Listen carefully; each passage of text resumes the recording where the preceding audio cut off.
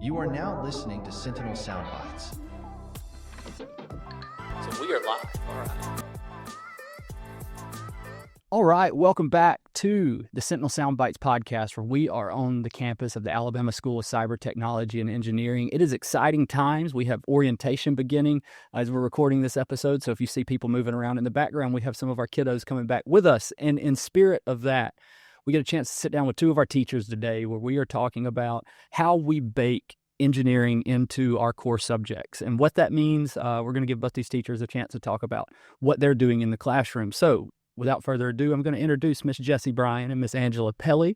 And first off, thank you guys for taking the time to sit down with us. Second off, I'm going to allow you guys to educate our audience on who you are, kind of your education, your background professionally. And Miss Bryan, we'll start with you and allow you to talk about where you've been educationally, professionally, and then also, if you don't mind, sharing what your role is currently here at the ASCTE. Awesome. Yeah. And thanks for the invite in.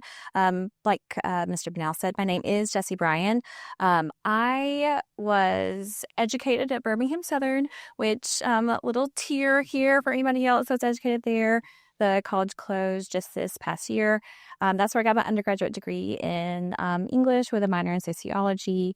My graduate program was at UAB. And then I just hopped right into teaching after that. I worked as a paralegal for a little bit. Some little trivia when I was doing undergrad and through graduate school. So that was a fun job to have while I was also pursuing all my educational pursuits. I started teaching, do we want years? Bring it. All the way Give me back all a the year, years. 2008, 2009. I count my internship as a year, even though I might not get the retirement benefit for it, because it was just such a fun year of learning how to teach. So I started officially teaching at Buckhorn High School. Unofficially, I was at Hewitt-Trustful Middle School, and then I was also did a couple other little places here and there. Sure. And so I taught at Buckhorn for about 6 years. And then I got a phone call from my senior English teacher from high school saying that he was going to retire, and, was kind of feeling if I was interested. And I was kind of interested in trying something new. And so they were starting the AP program at my old high school, which is Springville High School. Go Tigers. And I just kind of stepped in. I had the challenge of teaching a set of kids I'd never taught before. I had seniors, which seniors are their own, let's just say, a wonderful group of kiddos who are still in school but ready to go to college. And so I had a bunch of seniors, and I started the AP Lit program there at that school. And then when I moved back to Huntsville, my husband and I got married. I was looking to, come back this way. And I reached out to some of my former coworkers, which happened to be Jenny Massey and Matt Massey, and asked if they knew of anything. And that's how I kind of ended up here at ASCTE. For those that don't know, I am the lead language instructor here at ASCTE. And this year, I've taught every class except for capstone. And this year, I'll be teaching the 200 level language class, which is the technical writing, the back half. And then I will have all of the AP Lang classes this year. Beautiful. So I'm super excited about that. Well, thank you for sharing all that. And I'm going to allow both of you to pat yourselves on the back at certain points. But I know we had a faculty meeting, and we just had some pretty big scores come out from AP in your world. Can you kind of talk about what that was and Sure. we're so excited about? So I teach 2 AP classes here. I teach AP Lang every year, and I teach AP Lit every other year. So I'll start with my AP Lit class, because for the first time, I only taught it 2 days a week. And I had 2 different classes, and it was a big challenge to do that because it's a lot of material to cover in 2 days a week. And those kids did such an amazing job. I think we're at a 95% pass rate on that. And so I'm so exceptionally proud of those kids. AP Lang, equally as proud. I have those kids 3 days a week. But for AP Lit, I had 25 kids. For AP Lang, I had 103, I think. And so that particular exam, I had, I think, an 93% pass rate, which was the highest pass rate that we've had here at this school. So I told those kids before we even took the test that I thought that their writing was just kicking some major booty. Nice. And they had worked really, really hard this past year. Beautiful. Well, So, I think super it's proud. Well, and it's important to share that to hopefully to our audience. And we are the Alabama School of Cyber Technology and Engineering, but there's still really good things happening in our core subjects and things you would think cyber and engineering, but we have really good writing and reading and things of that going on. So appreciate your work there. Yes, absolutely. And I always make the joke that I know they came here to the Alabama School of Cyber Technology and Engineering for me, Jessy Bryan, the Exactly. language instructor, because I was like, you're going to get here, we're going to write. And they get me and they're like, you mean type? And I'm like, actually, no, let's get that paper and that pencil out. Let's see what you can do without, that computer for a minute. Because I really want to see what they can do, how they can think. And then I think that translates into anything that they do in any class, including engineering. Which is a great parlay as we introduce Miss Angela Pelle. And Angela, I'm going to allow you the chance to kind of give us the same walk of your background and education and professional that led you here to ASCTE. Gosh, all right, I will minimize it.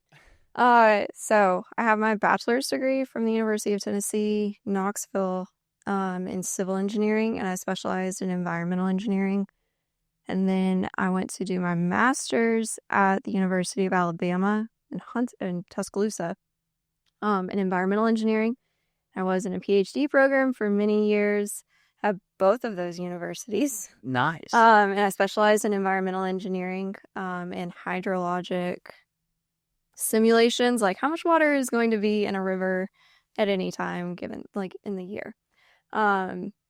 And then during all of those years, I worked at all different kinds of places. I worked at the utility companies. I worked at TVA. I worked at Oak Ridge National Lab doing different internships for computational science there. I worked at the National Water Center in Tuscaloosa.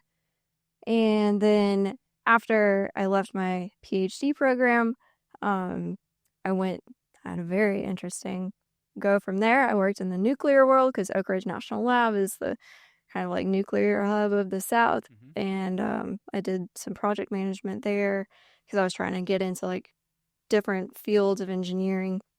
And I finally made it back into the water world. I moved to Maryland, and I worked for a private company, small company doing dam restoration, river restoration. So that was an interesting, we were a design build company. So I got everything from the project management to the design to like being out in the field and 15-degree weather watching a construction crew cave out a river. It's lovely. I realized that field work was romantic in my mind, more so than in real life. But it was a good experience. And then but that is I really loved research. Like I was in a research world for a long time in my graduate work and at the Water Center, Oak Ridge. Those were all research-based things. And I wanted to, I always liked academia, that kind of thing. And so I decided, I was like, I'm going to see if I want to get back into that academic world. And the quickest thing that I could do at the time was I wanted to teach. Mm-hmm. And I was like, I'm just going to see if I like being a teacher. So I quit my job and applied to a high school. Nice. I just did that kind of on a whim. So I worked for Anne Arundel Public Schools for really only 6 months because COVID happened. Literally only got 6 months in a classroom, and then I did a year virtual and then 6 months back in a classroom. But we were looking to move back to Alabama. I heard about this school and I was like, wow, I think I literally embody everything about that. I'm an engineer and a teacher. And so I applied many times. I bugged the heck out of there. And so that is how I ended up here. I teach the entry-level engineering courses here. So the 100, 200 level. And yeah, I think that's my Beautiful. No, information. that was perfect. And I'm sure there's a couple of things. One, I'm sure there are people here in the South that are curious how you could be involved at the University of Alabama and the University of Tennessee. I'm sure there's some kind of football fan out there that's like, wait a minute. But yeah, I'm not that football fan. Yeah, nonetheless. Well, let's move forward then. And one thing that's very unique here, and you sharing your background, is we at ASCTE get to hire teachers from the field. So we have educators that have spent their career in classrooms. We have educators that have spent their career out in the field, and it kind of brings together this beautiful marriage. And one thing that we bolster a lot is that we bake engineering into our core subjects, which is really the premise of why we're here today. Ms. Bryan, would you care to start us off with, first off, from your perspective of being a lifetime educator and being in the classroom? Now you're in this room, in this building where all of a sudden I'm taking what I've been doing and I've got to integrate engineering into it. And can you kind of talk to us about when you first heard that, what that meant to you, and then what it's meant to you as your time here at ASCTE has evolved? I think the very first time I was talked to about the, I guess, I don't want to say the force, but hey, how can you connect to engineering my first year here? It was kind of a panic moment of, wait, what? How am I going to connect? I was teaching the Great Gatsby at the time. And so it was, connect the Great Gatsby to engineering. And I was like, whoa, how am I going to do that? Like, maybe we can do some math problems. And I remember going to Ms. Pelle and Mr. Martin saying, help, how can I do this? I remember we kind of sat we were at Oakwood on their beautiful campus in our little 8-room little school in the back. Where were we? That little back area that was behind something. I can't remember. The closet. I don't know. The kitchen. For those who are not familiar, as we're in this campus, we actually started on the campus of Oakwood University. We've talked about. So that's what you're referring back to, is these OG days. Yes. And I just remember I was like, okay, what can you guys think? How can I connect a little bit more? What is it?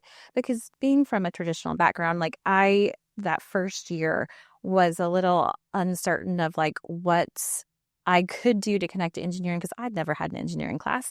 And so I just remember sitting there and the conversation was about architecture or looking at the car. Yeah.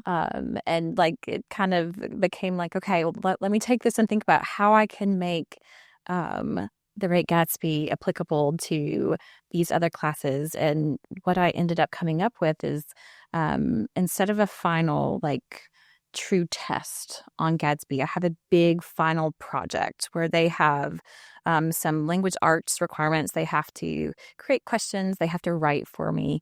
Of course, you always write for me. Any prospective student or current student, you got to write.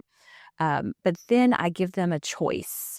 And so one of those choices, those first couple of years, was strictly an engineering or cyber choice. They had to utilize whatever skill or ELT they had been working on in either of those classes, and they had to create a connection to Gatsby. And so I've had lots of fun connections over the years. They've used some robotics. Last year, they did some circuitry, and I had kids the little lights. They were coming up and they were making green lights to reflect, the green light, the Great Gatsby. I've had lots of, I'm going to call them Frogger type games, where I'm not going to give anything away, but you just know if you've read Gatsby that there's a car and there's someone trying to get across the road.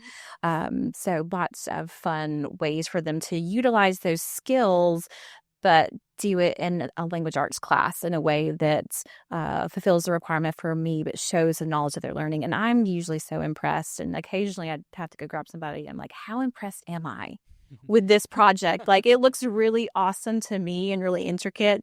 And sometimes it's like, yes, this is amazing. This is the best, whatever in the class. And sometimes it's like, okay, they could have spent some more time on it. But as a language arts person, I'm like, that's awesome. Yeah. That's amazing. Well, let's get the engineering perspective on kind of that same conversation. And you talked about, wanting to get into academia and become a teacher. And then you find out that, hey, not only am I teaching something that I am passionate about, but I have to find ways to work with other departments. So can you talk, kind of same question towards you of what that's been like, taking something that you have spent so much time with professionally and helping core subject teachers integrate that? What's that been like for you?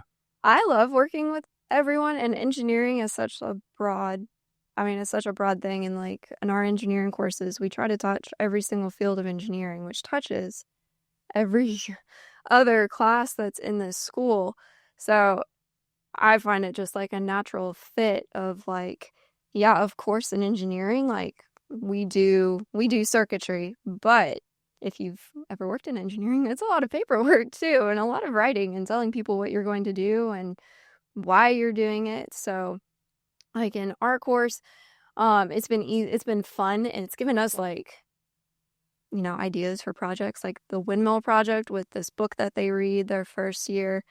We like literally recreate this little village with the shop. We like create a little house like in the book, and then we build circuitry that goes with it to light this house up.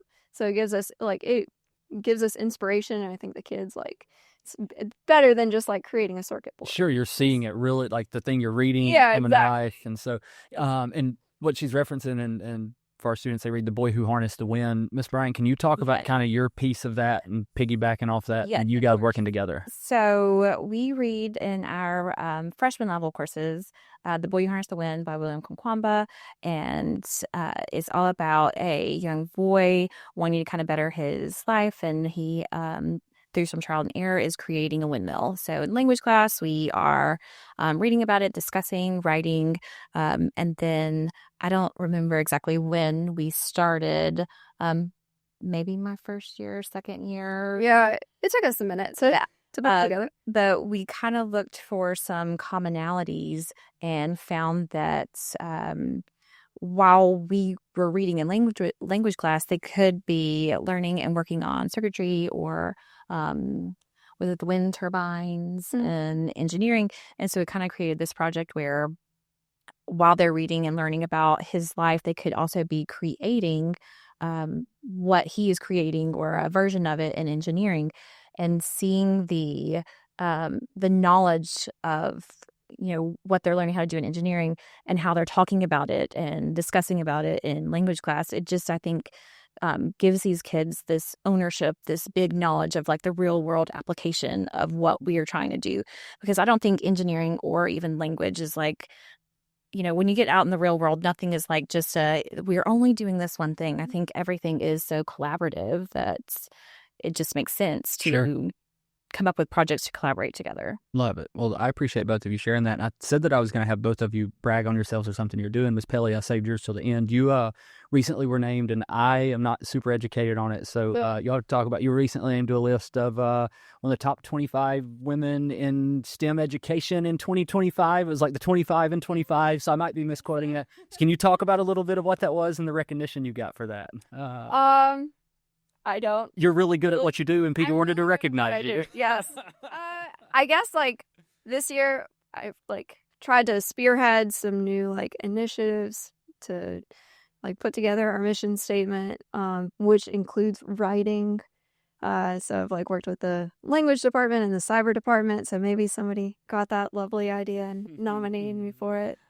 But I don't know. You're so modest that you don't even pay attention to the accolades and the things. So she's actually a national board certified teacher, just so everybody out there knows. Subtle flex. Bryan too. Hey, yeah, we can throw a compliment. These ideas. So as we're sitting here and in-service is going on, and there's a lot of meetings, whether they be all faculty or small, one thing that a word that gets thrown around a lot here is collaboration, and the ability that our teachers have to work both vertically and horizontally throughout subjects. Can either or both of you educate me a little bit from not being in the classroom on what that looks like and how we hit the intentionality of making sure that everyone's on the same page and we collaborate across subjects, whether it be engineering, going to English language arts, or it be anywhere across the school? Can either of you give me any kind of stories, references of that, or how that comes to be, or anything like that? Sure. I think the most important thing we have here at ASCTE is that we have a bunch of instructors who are super excited about collaborating with each other. Anytime we are in our PLC meetings, you kind of look over and see that there are different groups of people sitting together trying to figure out ways to make learning a little bit more meaningful for students. And I think that's something that's really special about us here at ASCTE, because that doesn't always happen at every traditional high school, just for time and, do we have the ability to meet together? For example, just yesterday, we are in our 200 level meeting And I have something brand new that I was talking about this year that I'm doing with my kids. I changed our summer reading to just a short story. And I just leaned over to our math teacher, Miss Jolie, and I said, hey, would you be interested in well, asked what they were doing first of all. And then I was like, would you be interested in maybe making one of your thinker problems connected to the story that I'm doing so that they kind of start that conversation in math, but they can kind of see some aspects of math with using the fictional piece that I'm doing in class. And so we took a minute and tried to figure out the way to do it. We came up with a word problem. And so the second week of school, she's going to do that word problem, and then I will talk about it in class. And so I love that ability for us to do that. Yeah, and Miss Pelle, I know we have formal ways that these conversations happen, but can you talk about how you, I know you were talking off air, you try to find ways to support some of the other subjects and plug in, and how you feel your role as one of the engineering instructors of making sure that, especially being in the entry level, making sure that everybody is on the same page, and kind of what that collaboration, how it happens for you and what it looks like? Yeah, so engineering is a 4-day class compared to most of these are 3-day classes. So we kind of feel that if we can, get more exposure to the other classes in our extra day, that would be great. But also our projects, we go through, again, we try to touch on a lot of different fields of engineering. And so,